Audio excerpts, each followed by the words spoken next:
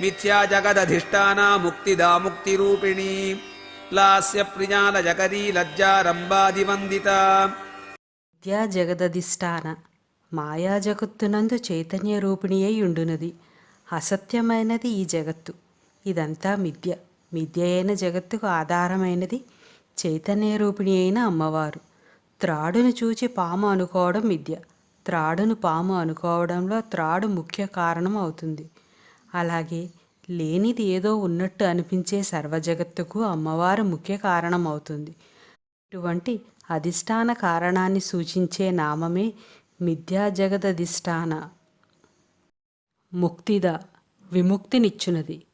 ముక్తినిచ్చునది. ముక్తి అంటే ఐహిక బంధాల నుంచి విముక్తి, హర్షడ్వర్గాల నుంచి విముక్తి, నేను నాది అనే అహంకార మమకారాల నుంచి విముక్తి.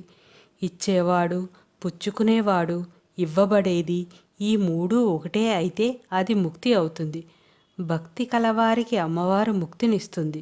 రాసలీలలో ప్రతి గోపిక తనతో కృష్ణుడే ఉన్నాడు అనుకుంటుంది.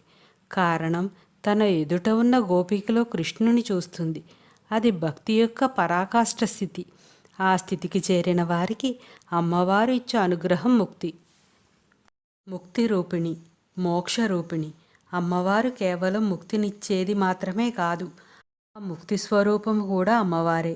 జ్ఞానముతో లభించే స్వస్వరూప జ్ఞానం ఆనందాన్ని, విముక్తిని ఇస్తుంది. దీనిని కైవల్యం అని పిలుస్తారు. ఇది 5వ దశ. కైవల్య పదదాయిని అని 625వ నామం ఈ విషయాన్ని తెలియజేస్తుంది. అజ్ఞానం చేత కల్పించుకున్న మిథ్యా ప్రభావం వల్ల జ్ఞానము మనలో కప్పబడి ఉంటుంది. ఎప్పుడైతే ఈ అజ్ఞానము తొలగుతుందో అప్పుడు స్వస్వరూప జ్ఞానం కలిగి ముక్తి వస్తుంది. అజ్ఞానాన్ని తొలగించేది జ్ఞానమే. ఆ జ్ఞానస్వరూపిణి అమ్మవారే కాబట్టి అమ్మవారు ముక్తి రూపిణి. లాస్యప్రియ లలితమైన నృత్యమునందు ప్రీతి కలిగినది. అమ్మవారు చేసే నృత్యాన్ని లాస్యమని, అయ్యవారు చేసే నృత్యాన్ని తాండవమని అంటారు. తాండవం ప్రళయాన్ని సూచిస్తే లాస్యం పునఃసృష్టిని సూచిస్తుంది. జగన్మాత అయిన అమ్మవారికి సృష్టిలో జరిగేవన్నీ లాస్యముగానే కనిపిస్తాయి. అట్టి లాస్యముపై ప్రీతి కలిగినది గనక అమ్మవారు లాస్యప్రియ. లయకరి జగత్తును లయము చేయునది. లయకరి అంటే చంపేది అని, వినాశము చేయునది అని సాధారణంగా అనుకుంటాము. లయము అంటే లీనము అని, లయం అవ్వడం అంటే లీనం అవ్వడం అని, ప్రళయం అంటే చక్కగా లీనమైన స్థితి అని అర్థం చెప్పుకోవాలి. ఇదే జీవేశ్వర సర్వేశ్వర ఐక్యస్థితి. ఆత్మలన్నీ పరమాత్మనందు విశ్రాంతి తీసుకోవడం. ఇట్టి అద్వితీయమైన స్థితిని మనకు అనుగ్రహించినది కనుక అమ్మవారు లయకరి. లజ్జాస్వరూపిణి. అమ్మవారు అన్ని జీవులయందు లజ్జా రూపంలో ఉంటుంది. లజ్జ అంటే నమ్రత. అదే నిరహంకార వినమ్ర లక్షణం. ఎంత సృష్టి చేసినా అమ్మవారికి ఏమాత్రం అహంకారం లేదు.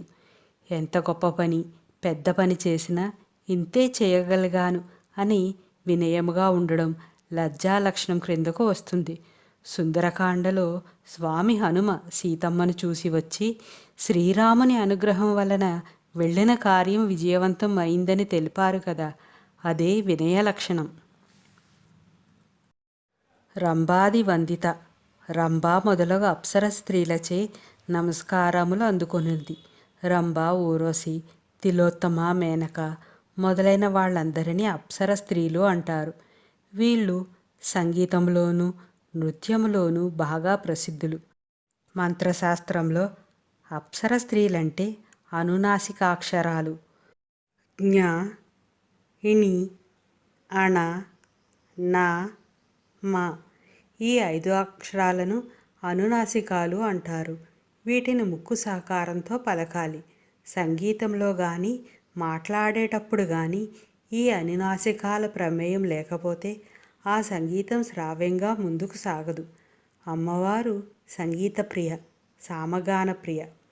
అందుకని అమ్మవారి దగ్గర సామవేద గానము, శ్రవణోపేయంగా సంగీత కచేరీలను, నయనానందకరంగా నృత్యాలను చేసి అమ్మవారిని మెప్పించి అప్సర స్త్రీలు ఆమె అనుగ్రహ పాత్రులవుతారు. అందుకని అమ్మవారు రంభాది వందిత. మిథ్యా జగదధిష్టానా ముక్తిదా ముక్తిరూపిణీ లాస్య ప్రియాల జగదీ లజ్జా రంభాది వందిత